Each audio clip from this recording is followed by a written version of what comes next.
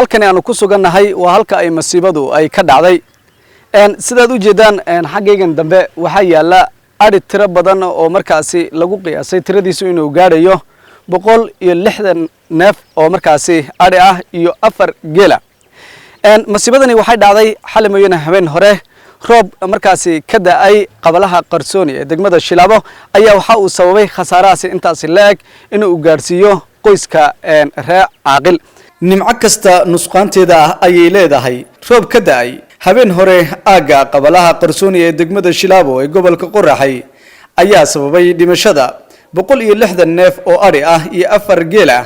kadib markii uu ku dhacay jac ama hanqadha uu watay roobko wax qof ah oo wax ku noqday ma jiraan xoolaha mooyaane waxaana kormeer ku tagay si ay u soo ogaadaan dhibaatadu inta ay gaarsiisan tahay goobtaasi maamulka gobolka Qoraxay iyo kan degmada Shilaabo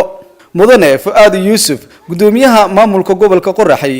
iyo Wacdi Yusuf Warsame gudoomiyaha degmada Shilaabo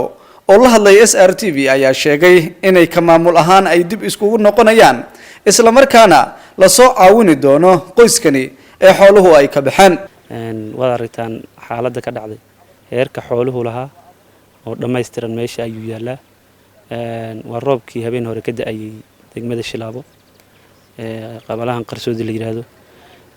xoolo uu lahaa wiilku hadda wada aritaan oo hal neef ogama waxaysan saa darteed ka dawlad ahaan maanta waan soo boqonnay anaga iyo maamulkii degmada gobolkii maamulkii degmada ku soo boqonnay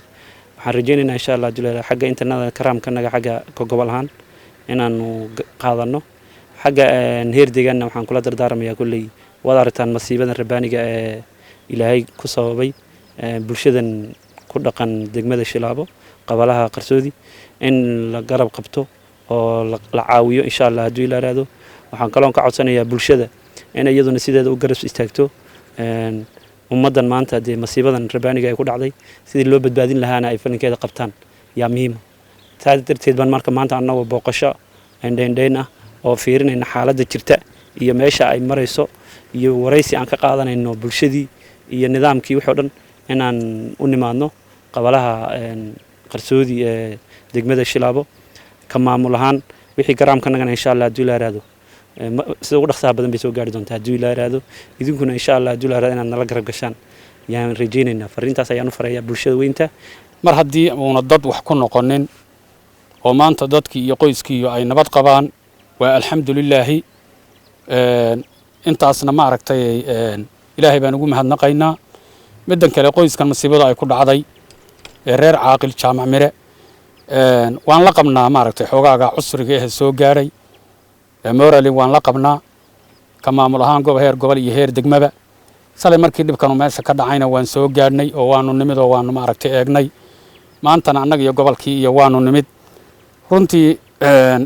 waxaan hadda badnayn oo raashin ma aragtay oo dhiig joojin aan ugu talagalnay feeristi ay dhahaan waan soo gaarsinay waxoogaa adigu hadda bur iyo sankor iyo saliid iyo bariis iyo wax isugu yar jiro adigu aan badnayn timir iyo oo yar aan ugu talagalay un ma aragtay bal qoyska inuu dabka ku sii shito wixii kalena sidii hadda gudoomiyaha gobolku sheegay ka gobol ahaan iyo ka degmo ahaanba waan isqaamayna haddii ilaahay idmo qorshaheediina waanu ku jiraa wixii taageero ahayno qoyskaasi masaakiinta aanu ka geysan karro inaanu ka geysano ka maamul ahaan way naga go'an tahay qorshaheediina waan ku dhex jiraa Caaqil Jaamac Mire waa aabaha ay masiibadani ay ku habsatay waxaana dawladda iyo bulshada Soomaaliyeed uu ka codsaday in la soo caawiyo Caaqil Jaamac Mire magacayga ah hawshan waxay ku dhacday suxuurtii waqtiga ahayd jacbaan ugu soo dhacday qaraxa oo guduudan ariga iyo geel isu martay intanaas aan nafweyday ariga 160 iyo dhowrka iyo 4 geela ana fahday kalana waa garaam oo caafimaadkiisu ciriiriba ku jiraayo aad buu u dhafarxun yahay gudahan ariga imsa uu ka koobnaa marka hore ama wixii dhaawac gaaray iyo inta markii la isku geeyay waxa dambe macnaha soo hadhay waxaan garaam oo kontameeyo tabcaana soo hadhay way xilimo ay ahayd oo markaasi roob weyn buu ahaa roobka da'ay inigu xageebad ku sugan aqalkan jirsanayna roobkuna uu da'ay markaas qarax u dhacay qarax markuu dhacay dabadeed baan ariga u soo galay asagoo meeyda wayhay dawladda iyo shacabweynaha Soomaaliyeed meel walba ee dunida ka joogan maxaad ahli jiray fariin markaas aad u gudbin lahayd in wax la jiray garab iyo gaashaan lagu noqdo garab iyo gaashaan wixii nala tari kara caafimaad iyo caafa dadweynaha dawlad baa ka sugeynaa haddaba waxaa loo baahan yahay dawlad iyo shacab iyo qurbo joog in markaasi loo istaago qoyska reer caaqil sidii markaasi loo barbar istaagi lahaa isla markaana xoolahaasi ka baxay uu reerku intifaasanayay sidii mar kale xarada loogu soo biixin lahaa waa mid looga baahan yahay shacabweynaha guud ahaan goob kasta ay markaasi ay ku sugan yihiin masiibadani waa mid markaasi alla keen ah oo la doonayo in lagu cimri qaato balse hase ahaatee caawimadeeda iyo garab istaageeda waa mid guud ahaanba nologa fadhiyo lumaan cabdi axmed SRTV qabalaha qarsooni degmada Shilaabo gobolka Qorraxay